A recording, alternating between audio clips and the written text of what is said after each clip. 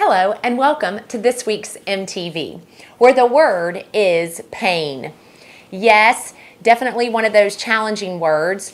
It was on my mind though, because as I was in the dentist chair and he was explaining to me my need for a root canal and showing me exactly the procedure that he would take in order to fix my tooth. And when I was asking him questions, I said, now what's the point of having the nerve if you can fill that spot with cement?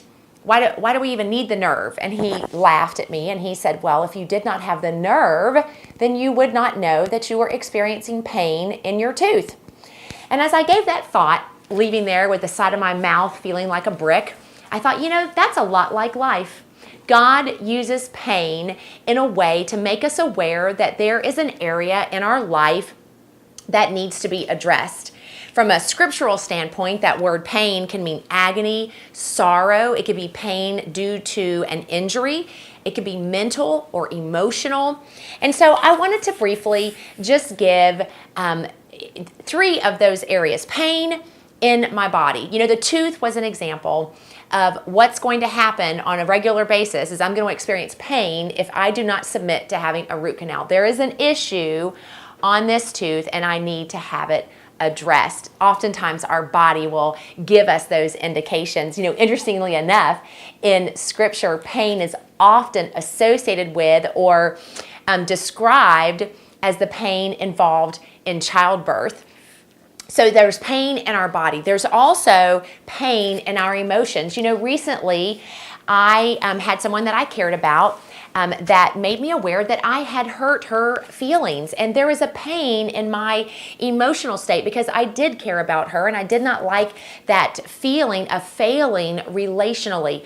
Oftentimes, pain in our emotions will help us to know there's something that needs to be addressed in our relationships with other people. And that's important because that allows us to keep our relationships up to date, which is why it's important that we not ignore the pain that we are feeling emotionally. There's also pain mentally when our thoughts can overtake us, when fear grips us, when we are paralyzed to act.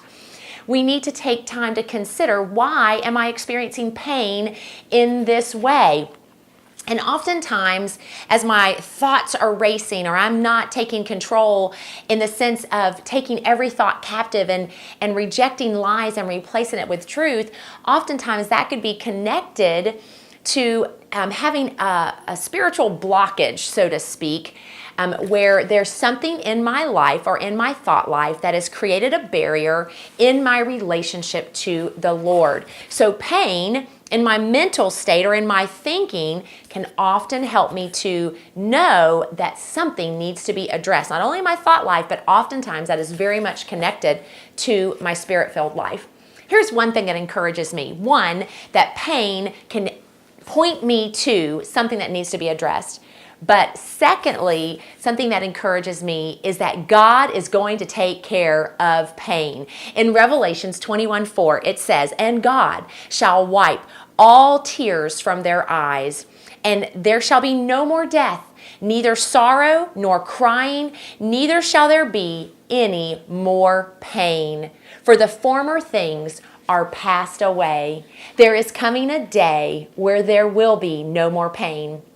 While we tarry here on earth, pain, though, is a great indicator that God needs for us to address something in our life, be it our body, our emotions, or our mental state. So I challenge you this week, consider where you are experiencing pain.